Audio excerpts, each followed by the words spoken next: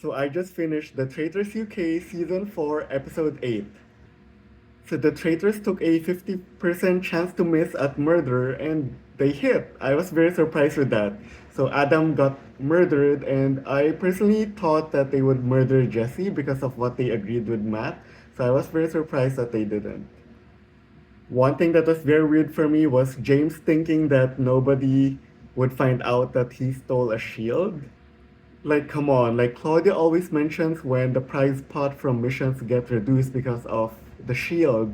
So, of course, there would be missing numbers, and people would obviously like try to figure out what happened because like if it's an accounted, that means someone stole something, and since the mission last time like they were separated into three groups, it was very easy to pinpoint and they had the smallest group size too, so of course you can basically easily eliminate people from that.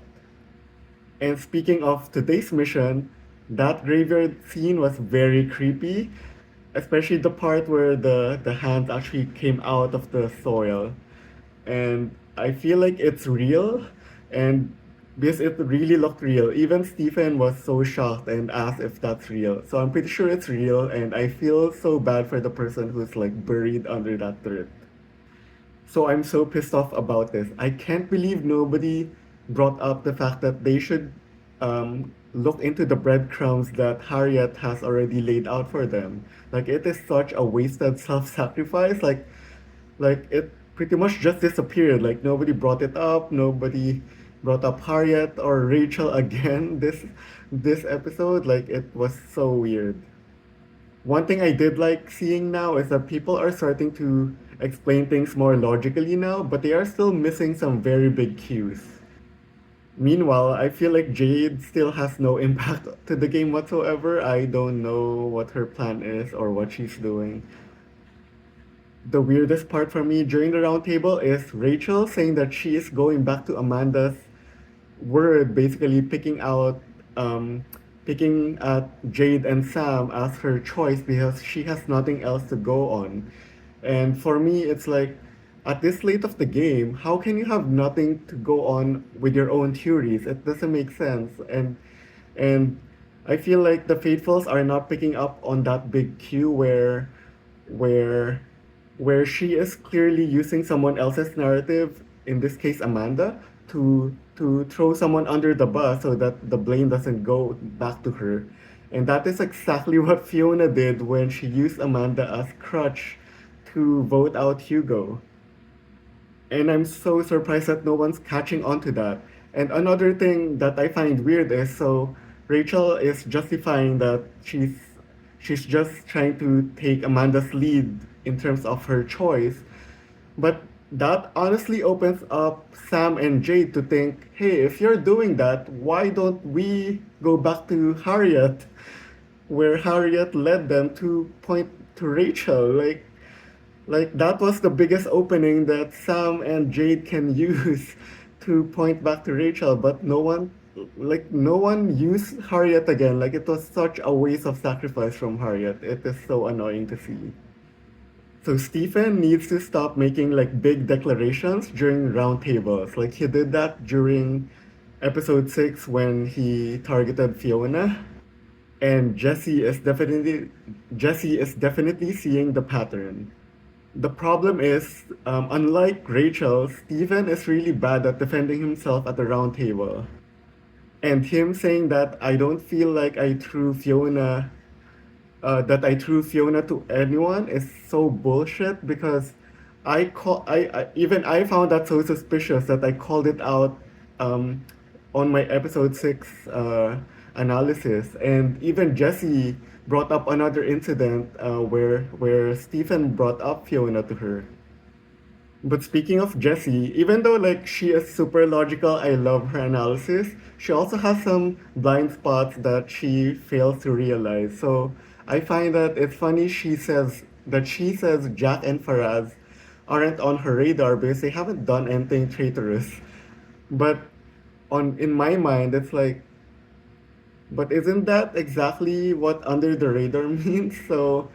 So shouldn't you also be considering that maybe you're giving them too much advantage by not even thinking that they're flying under the radar? Because for me, both Jack and Faraz basically like they don't do anything. Like I barely remember them most of the season. They are getting more screen time now because the numbers are going down, but I don't really see them having that much impact right now. Jack did have a little more this episode, but aside from that, like I barely remember him until he started talking more this episode, and I feel like maybe they are getting more screen time as well, and it's also potentially a sign that they are going much deeper into the season. That's why. So for me, basically, Jack, Faraz, and Jade are the most like lowest impact faithfuls right now. Like I barely notice their presence in terms of like providing any game or any value to the discussions. However, Jade is one of the most remembered because she had the most heat coming from Amanda. So going now at the turret, Stephen is such an interesting player because his logic when he discusses stuff at the turret, it is so spot on for me, but he can't seem to replicate that same line of thinking and convincing other people at the round tables.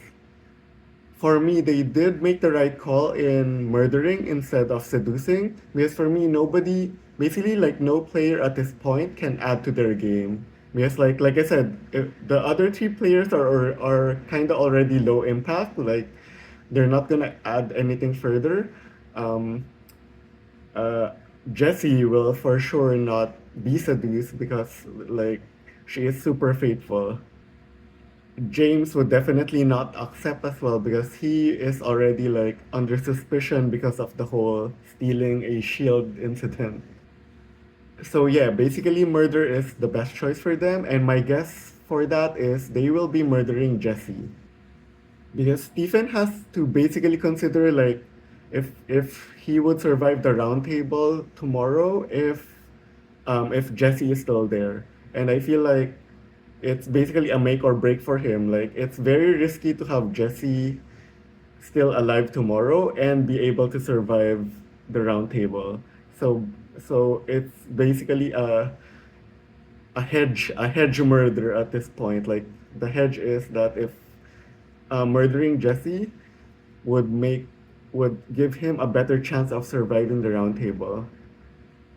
And even though he they brought up that Faraz might be bringing up Steven later on, I feel like Faraz is like kind of a non-issue right now for him because I personally find him very low impact, and Jesse is more of the high impact right now and is very onto Steven. So for me, Steven is the correct murder. So what did you think of this episode, and who do you think is gonna be murdered tomorrow? Let me know in the comments.